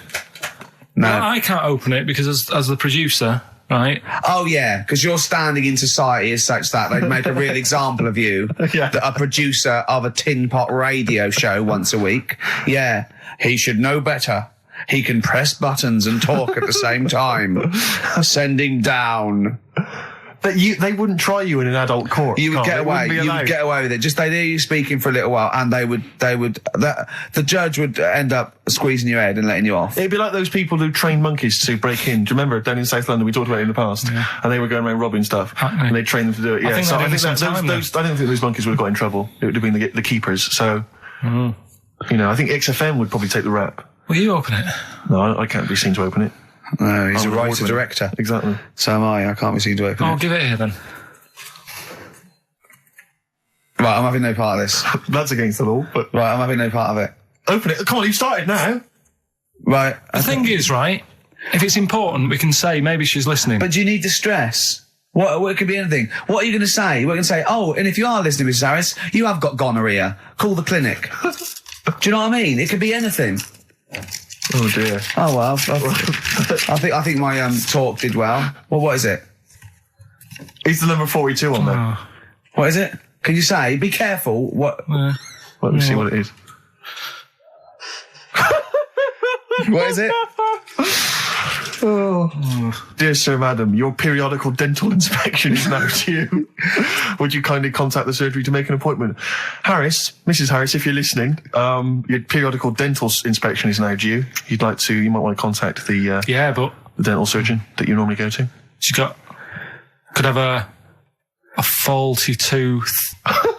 42. 42. 42. I don't believe it. 42. 42. Oh my God. God, that Darren's good. Darren Brown's good, isn't it? Oh dear. That's some blur. Carl, is that really 7.5 years old? Blur. The Universal. All right? Wise words there. Yeah. Just made me think. Sure. Carl, I asked you in the week, didn't I? How old was that kid when that was out? She wasn't born. So she was about 30.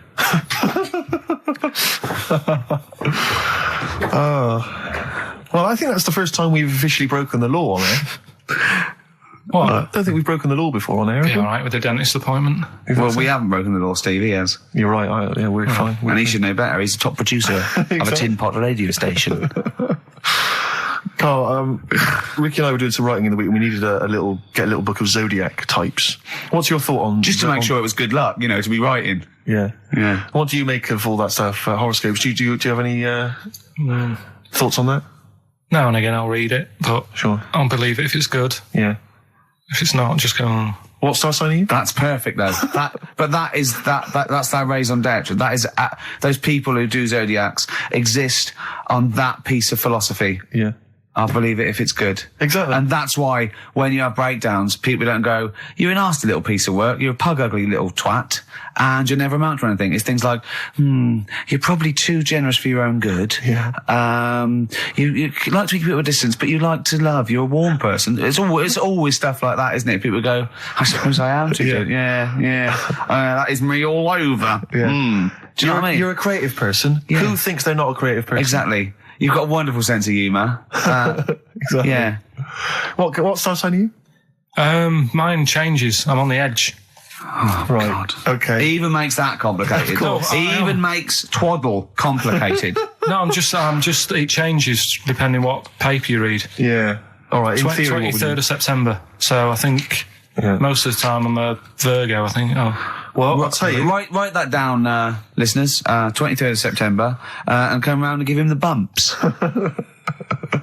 What I mean. Well, according to this, I mean, you've been criticising this, Rick. Sure. You've been saying that there's maybe not anything in the zodiac thing. go Well, on. hang on, let me just read some of the elements of- Is this going to change my mind? Well, Am I going to eat my words? the typical Virgoan. Words. Okay. The physical appearance of the typical Virgoan. Yeah. High forehead. That's not true. Cranium may seem too big in comparison with the face. Look at Carl. But how specific is Has an that? extremely large forehead. Has a high hairline. That's not true, though, is it? May be quite tall. What are the blokes like? Often has one foot turned in more than the other. They've just described Rain Man. What is that? How can they be specific? Well, that's why it sounds like Carl. One foot turned in. Yeah. Oh. Well, have they even bothered doing one for you? Because there isn't many people who... Hang on a minute. Let him finish, Steve. No, I'm just saying. Go on. What are you saying? I sort of think I'm fairly average looking, but I'm saying, have they wasted a page in that book for whatever you are? It started off me being dissing him and stuff, and you've been nice. Hang on a minute. I don't think you can be a Virgoan because it says that they are normally quick, alert, and intelligent. But no, actually, I have to say, it says here, behaviour and personality traits of the Virgoan as a child, is an excellent mimic. Can learn many things in a short time. Not really sure of you, is it? Rarely Like questions authority, but frequently questions facts. You never question facts. Yeah, you never question authority. He's scared of authority. Yeah. You're usually very upset if teased. That's true. Yeah. Isn't it? Oh, yeah. Hang on a minute, though. Yeah. Can't take a bit of stick. Too much depends, pressure. If you yeah. can't stand the heat, get out of the kitchen. Yeah. What to teach a young Virgoan? Myths, fairy stories, make-believe, daydreams, and how to use imagination should all be taught to young Virgoans, so they have plenty of magical moments to remember in their adult years when they are often alone. I'm changing my mind. I know. This is good stuff. This is really good stuff. All right, well, let's see. What are you? I don't think we should talk about that. Yeah, let's have a look. It says that Vergoen is, I love some of the specifics of this. Vergoen is an employer. He's excellent as the boss of a small company. yeah. Don't get him on a Tuesday. He's probably stamp collecting then. Yeah. He loves a bit of haddock. Okay, let me look at mine. Oh, that is good though, Carl, isn't it? That is you all over. I've changed my mind. It's brilliant. It's a real science. They've really put their work in with this one. Let me see. Sagittarius, Sarah Jones. Sagittarian is a happy, playful little clown. Little. Greets everyone. Oh, dear. Yeah. Let me see. Sagittarius. He's only going to read the good bits, though, isn't he? Yeah, exactly. If that's it, what can it say? Have they done yours in sort of small print because you've got special eyes? I don't know what that insult is, Carl. What kind of an insult is that? Well, you know. He's happy with that. Look at his face. He's done me. Oh, dear. Back together. Little baby bird. On XFM 104.9. Gervais, Merchant, Pilkington. Gervais, you're Cancer, is that right? Yeah. Just looking you up in the little zodiac book. Sure. Again, I've really changed my view. I used to dismiss these out of hand, here we but go. these are bang on about Go you. on. May have remarkable teeth, perhaps prominent, irregular, or in some way unusual. You Yeah. have got quite strange teeth. Who doesn't know when they're English? Even if slim, may appear broad or plump. May be plump or tend to put on weight very easily. Yeah. Correct. Yeah. Behaviour and personality traits. Loves delicious food and drinks, but almost always dribbles, even when past babyhood. How specific is that? It's true of you, though. And you know what that is, You though, can don't barely keep you know it what in that is, your mouth. don't You can barely you? keep Because it I in was your born at a certain time of year. Exactly. And that's what happens. I They tend to dribble. Yeah, well, no, that is fair enough. I think it starts to fall apart, though. Why? When it says, Intelligent, handsome. no, it just says, takes work seriously and does not like frivolity. I mean, a man who spends most of his time squeezing people's heads and struggling them to the floor. Yeah, maybe it's not. I did squeeze his head. I squeezed his You head did squeeze his head. many times. Although it does say that it says about your loves and hates, your likes and dislikes. You apparently like anyone who loves his or her mother. It's so specific. Oh, dear. What Well, there you about go. ours? Let's have some adverts. Please. Hoo, it won't do. Listen to the Gallagher Boys and stop crying your heart out on XFM 104.9. No need to. It's Monkey News. So there's the time. Time for monkey news. Can we have the jingle?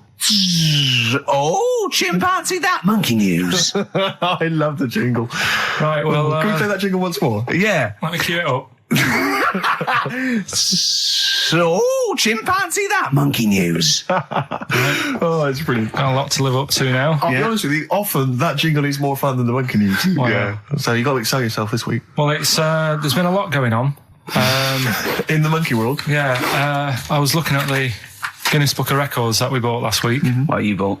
What that I bought. Is it still wet? As I was cleaning the tea off it, I was having a little read through, and there was some monkey stuff in there. There was this isn't the actual story. I'm just telling you what it's like looking up monkey news all week.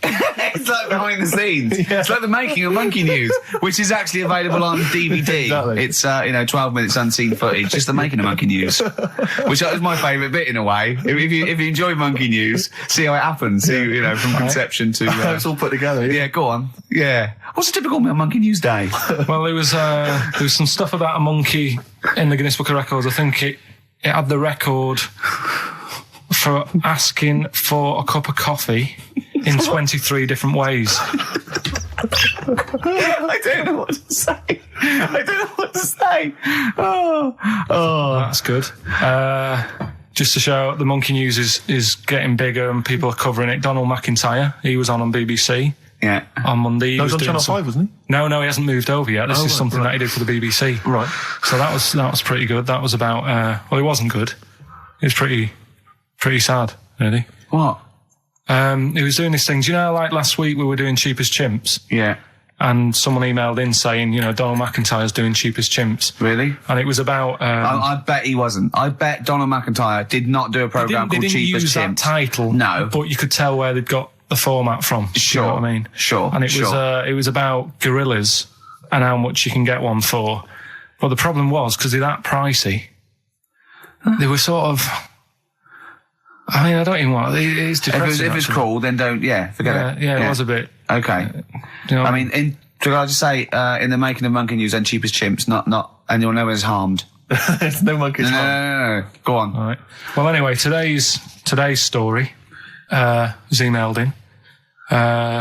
So you didn't even do anything towards it. So when you say I've been working on Monkey News, what you printed that out? So is the making of Monkey News you checking your email? Well, Brilliant. no, I'm always looking at different options. At how much is going on. This is what makes me laugh when he says he's really busy. Yeah. I'm doing other stuff and that. I'm doing other stuff. People are sending in Monkey News. Yeah. Yeah. You get an email. Is it check from it out. Reuters? Well, listen, it's from Steve. Okay. Right? Now, what it is this monkey, right? Yeah. Don't know where it was. Mm-hmm.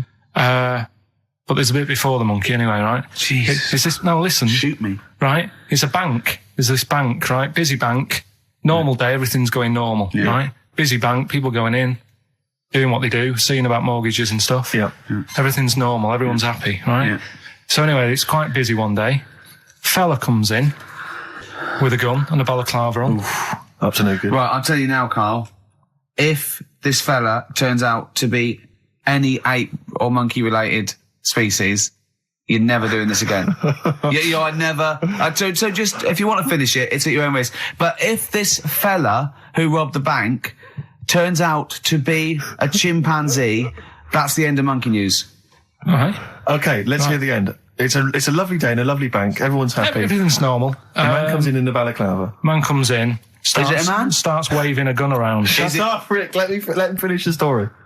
Starts waving a gun around. Yeah. Right. Up to no good. So everyone's thinking, oh God, wish I didn't come in here. It's not going to be a good day. How tall is the man? Shut up. Let's hear it. Everything, oh God. He's telling everyone to get down on the floor. Yep. Hey, Everyone's what, in thinking, English? In English? Yeah. In English. So. Yeah. So everyone's panicking. Everyone's getting on the floor thinking, this is it. This is, it's all over. Yeah. Just when you think, it's all bad news. Yeah. It's all bad news. Doors swing open. Little monkey wanders in. God, it's worse. Shut up, Rick. Little monkey wanders in, right? The robber's like, what's going on here? He's telling it to get down on the floor. I don't think it was taking any notice. No, right? it was just busy asking for coffee. It runs in. I don't know if it was going to withdraw or deposit or whatever. It wanders in, right? Goes up to the robber. Where did it come from? Shut up. Will you let him finish the story and then ask questions? That's only fair. Okay. Wanders in. Runs up to the fella with the gun, takes the gun and the bag of money off him. Everyone's like, yay, we've been saved. Then the monkey starts backing out with the gun and the money. Shut up. Sit down and finish. I'm not having this. And Here's the end of the story. He does a runner with the money and the gun. No one's seen it since. You are an idiot. I mean, you have said some stupid things in your time. What are you talking about? It's a story that happened. No! What are you talking about? What do you mean it backed out? It came in, was it an accomplice? Was it an opportunist monkey robbery? What are you talking? Think, Carl! Think! I know it's mad. That's the idea of Monkey News. We're telling people how monkeys are pretty, they're mental. They're up to no good. What do you think? They've never seen the monkey since. What, did he have a getaway car waiting? Did he swing his way to freedom? Where was this? There's no details. Don't talk rubbish. Well, yeah, Steve emailed it in. He's got it off the net. And the funny thing is, Can I see it? Have you got the information there? Yeah, the funny thing is, it wasn't just him who sent it. I had that a couple of times. So a few people obviously read the story and said, that'll be good for Monkey News. It doesn't say anymore. It doesn't say if he went off to Spain. It doesn't say, if he's on Crime Watch. Yeah. It doesn't say any of that. It's just saying that's what he did. That's the story. And that's what Monkey News is about. I've heard that they're making a movie version with Phil Collins. So I look forward to that and Julie Waters. So that's this week's Monkey News. If you've got any, if anything's happening don't bother. in your town. That's the end. No, that is the end. That's the end of Monkey News. No more Monkey News. This is bit of Queen. It says it here in this email, Rick. It's got to be true. Right. 7 seasons well. That's for you, Carl, because you're going on holiday. Do like to be beside 7 Seas a Ride by Queen. Rick, we've had an email from number one fan Richard Anderson. Oh, excellent. I'm opening it. I haven't He's read it. loving it, isn't he? What does he say? Well. What? Well. He likes it. He's From Richard Anderson. It pains me to admit it, but your show is no longer appalling. go on. Congratulations on being only slightly rubbish. Excellent. Hey, we're winning him round. Yeah. I'll tell you what he'd love, though. I know what he's a big fan of. Well, adverts. Yeah. Nice to do that one again. Always. Metal Mickey, Suede on XFM 104.9. Wow. Nearly over with Ricky, Steve and Carl. I've done another little sketch for you, Carl, because I was excited by the fact that we raised that money. So I've done a little... Well, it's not over yet. It's like people go to the website and if they think it's worth more than 50, they can say, oh, I'll give you 55 or something. XFM put that little one on. It's all three of us, isn't it? Well, they haven't done that yet. No, but they can put that on next week and they can frame it for them, can't they? Well, if they have a look, xfm.co.uk/Ricky, you can have a look at it if you want it. Just pay some money and... Now, it'd be worth a bit of money, won't it, in a few years? When we're all dead. Mm-hmm. Now, listen, Carl, you're going on holiday. You need a little rest, don't you? Yeah. What's the vibe? What's the vibe of the day? What's the crack on holiday? Come on. Where are you going? Madeira. Right. Good. It's for Suzanne's dad, right? My girlfriend's dad. He's 60, so... Yeah, that's the average age in Madeira. Checking... is it? It's quite, yeah. Well, my mate Damo went to Madeira, and he was worried about sort of terrorism on the plane, and he looked around and he thought, well, if someone gets up, someone will wrestle him to the floor, and he looked around, and he was the only one he realised could have got out of his seat quickly enough. So you'll enjoy it. It's quite quiet. It's nice. It'll be all right. I mean, it's the first time a mum and dad have been away, so... Whatever? Abroad, yeah. So right. they're worrying about... They just don't understand the rules and stuff, so they're panicking a bit. And then in the week, he can't... Do they know they're going to take livestock? Yeah. Well, it's getting like that. It was like... Are they filling loads of Durags with heroin as we speak? Exactly. No, but... do they know about passports expiring, don't they? They're not completely stupid. They know about all that, right? Yeah. And he called up in the week, one of the questions said, what's the best thing when you're going abroad? What's the best thing to use to carry tea bags?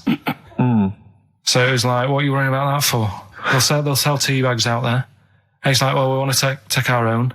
It's like they'll sell tea bags. Yeah. And he's worrying about that. He's saying, can I put it in a glass jar? So put it in a glass jar then. He's saying, oh, I'll bubble wrap it. So he's bubble wrapping a tea thing. It's just, I mean, it is annoying me a bit because it's meant to be a week off from you annoying me, and already he's niggling me. Yeah. But you are easily wound up. You are a very finicky little fussy person. You don't like the slightest bit of pressure. See, I thrive on pressure. Working here, working there. That's the way I work as well. That's always doing stuff. Monkey news. Do you know what I mean? Oh yeah, Monkey News. I got an email. I won't read it to on air. It's rubbish, but that's one feature. That's my bit done. That's all I have to do. Well, I'll tell you what. When I'm away next week, do Monkey News and see what you can find out. All right? Oh, there's a challenge. See what you can do. Yeah. I've already told them about the Guinness Book of Records one, so you can't use that. Yeah. Right. We're going to find the best Monkey News ever, Carl. Wow. What was it you said to me about... Because, the thing is that you don't really like people, do you? That's the truth of it. People annoy you, don't they? They wind you up. Yeah. What was it you said to me about friends? You don't... He doesn't like friends. He doesn't want any more friends. He doesn't want any friends. Is it because one day they'll ask me to help him change a tyre? Yeah. What was it? It's always hassle. Well, the tyre he sits and swings on in his back garden, he means. It's just... They call up, they ask for stuff, they want favours doing. Yeah, they want a pint, they want to chat to you because they like you. I know they're a pain in the arse. I'll tell you what, Carl, you're better off without them, mate. Yeah. Although, to be fair, Rick, friends like you... Yeah. You're not judging them on me, are you? You're not judging all possible friends on like me. him. Just they do sort of, You know, some friends will never touch you around the head or I never want to see you for a week, am I? Oh. Do you get a little squeeze in? I am going to get a little squeezing. Can I come around there and squeeze you? Squeeze him in now. We should play the last tune. Well, we'd go to ads and that's it, really. Is that it? We've got no time for records. That's a shame. We'll have a quick squeeze. A quick squeeze. Well, that's like a Benny Hill slap there on the front. All right. That's enough of that. Right. Okay. I'm not squeeze it. All right. That's it. Excellent. Will that do you for a week? Yeah. All right. See you next week. See you later. See you, Rick. Have a good holiday. All right.